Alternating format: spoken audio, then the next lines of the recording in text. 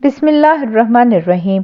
انتہائی ایمان افروز تحریر خود لازمی پڑھیں اور شیئر کریں۔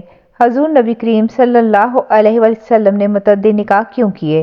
ایک پروفیسر صاحب لکھتے ہیں کہ کافی عرصہ کی بات ہے کہ جب میں لیاقت میڈیکل کالج جام شورو میں سروس کر رہا تھا تو وہاں لڑکوں نے سیرت النبی صلی اللہ علیہ وسلم کانفرنس منعقد کرائی اور تمام اساتذہ کرام کو مدعو کیا۔ چنانچہ میں نے ڈاکٹر عنایت اللہ جوکھی جو ہڈی جوڑ کے ماہر تھے کے ہمراہ اس کانفرنس میں شرکت کی۔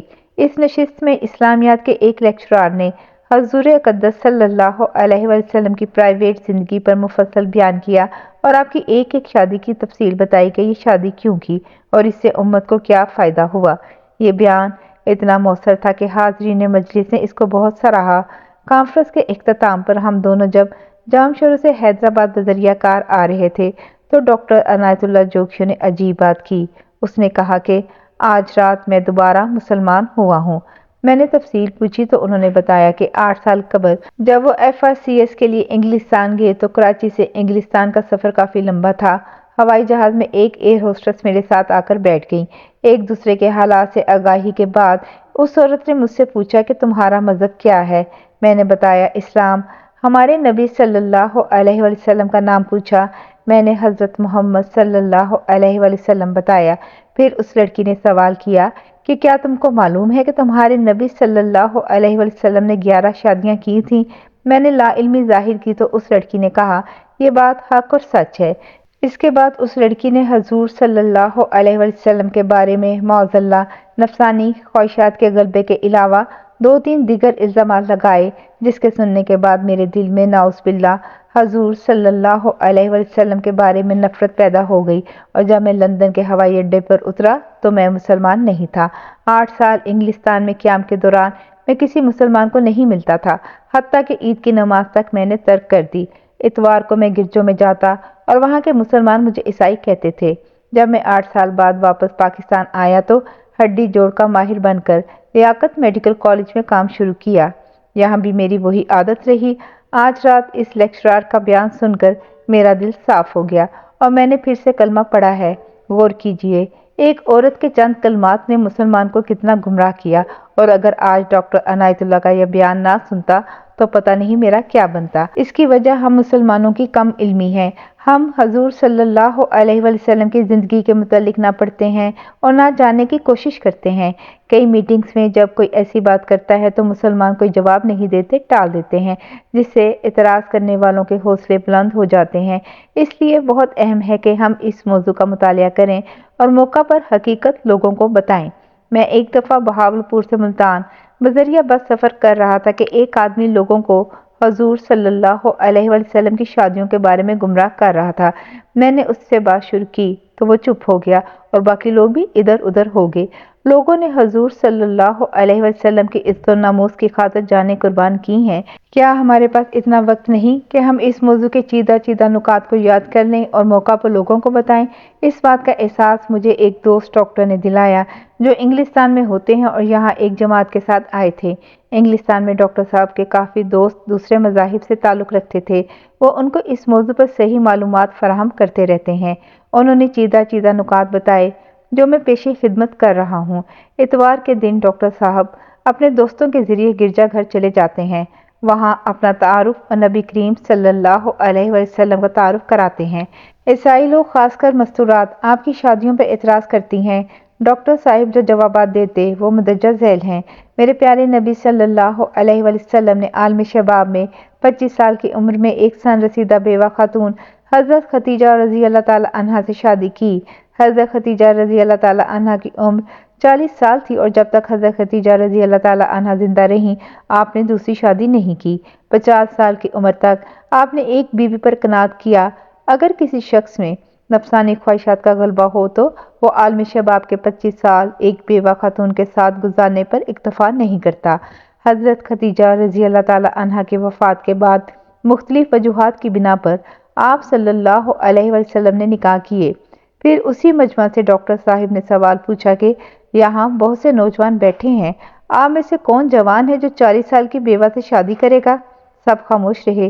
ڈاکٹر صاحب نے ان کو بتایا کہ نبی کریم صلی اللہ علیہ وسلم نے یہ کیا ہے۔ پھر ڈاکٹر صاحب نے سب کو بتایا کہ جو 11 شادیاں آپ صلی اللہ علیہ وسلم نے کی ہیں سوائے ایک کے باقی سب بیوگان تھیں۔ یہ سن کر سب حیران ہوئے۔ پھر مجمع کو بتایا کہ جنگ احد میں 70 صحابہ رضی اللہ عنہم شہید ہوئے، نصف سے زیادہ گھرانے بے آسرا ہو گئے، بیوگان اور یتیموں کا کوئی سہارا نہ رہا۔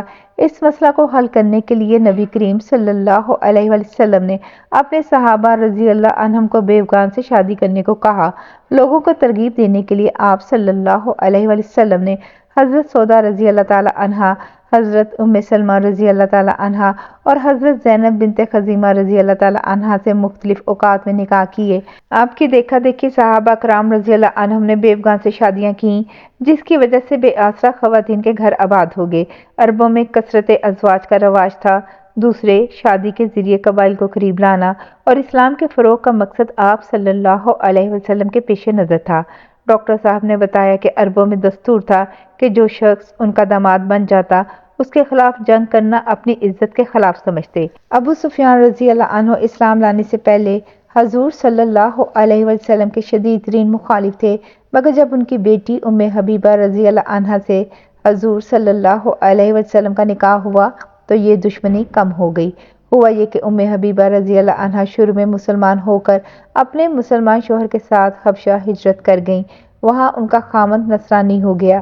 حضرت ام حبیبہ رضی اللہ عنہا نے اس سے علیحدگی اختیار کی اور بہت مشکلات سے گھر پہنچی۔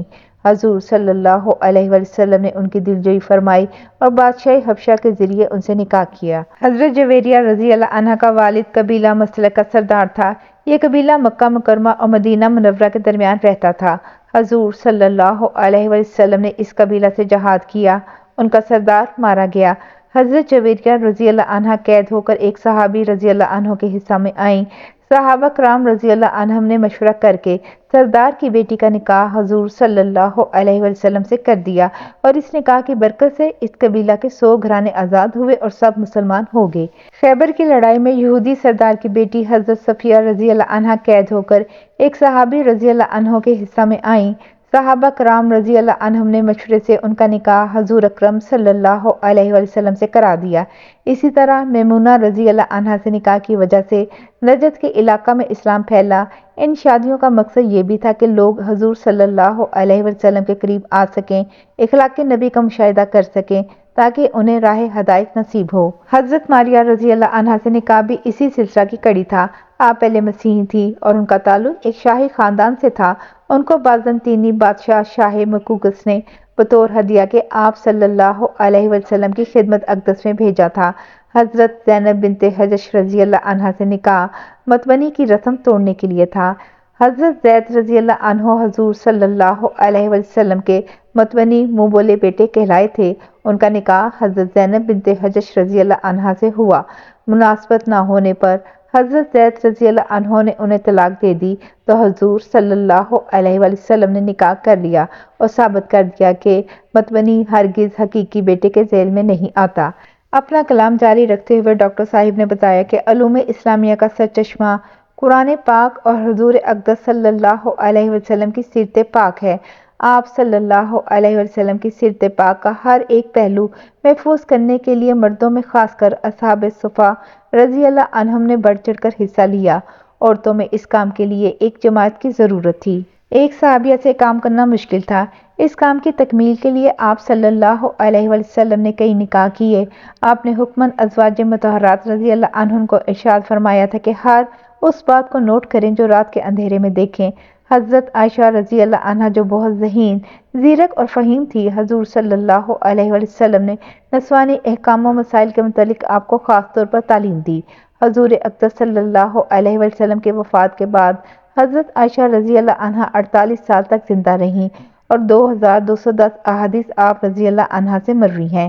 صحابہ کرام رضی اللہ علیہم اجمعین فرماتے ہیں کہ جب کسی مسئلے میں شک ہوتا ہے تو حضرت عائشہ رضی اللہ عنہا کو اس کا علم ہوتا۔ اسی طرح حضرت ام سلمہ رضی اللہ عنہا کی روایات کی تعداد 368 ہے۔ ان حالات سے ظاہر ہوا کہ ازواج مطہرات رضی اللہ عنہن کے گھر عورتوں کی دینی درسگاہیں تھیں، کیونکہ یہ تعلیم قیامت تک کے لیے تھیں اور ساری دنیا کے لیے تھیں اور ذرائع ابلاغ محدود تھے۔ اس لیے کتنا جانفشانی سے یہ کام کیا گیا ہوگا اس کا اندازہ آج نہیں لگایا جا سکتا۔ آخر میں ڈاکٹر صاحب نے بتایا کہ یہ مذکورہ بالا بیان میں گرجوں میں لوگوں کو سناتا ہوں اور وہ سنتے ہیں، باقی ہدایت دینا تو اللہ تعالیٰ کے ہاتھ میں ہے۔ اگر پڑھے لکھے مسلمان ان نکات کو یاد کر لیں اور کوئی بدبخت حضور صلی اللہ علیہ وسلم کی ذات پر حملہ کرے تو ہم سب اس کا دفاع کریں، کم سے کم اس کو اپنے ہر گروپ، واٹس ایپ، فیس بک اور تمام کانٹیکٹ بک پہ شیئر کر کے اپنی ذمہ داری نبھائیں۔ اللہ تعالیٰ ہم سب کو توفیق دے اور عمل کرنے والا بنائے، آمین۔ جزاک اللہ خیر۔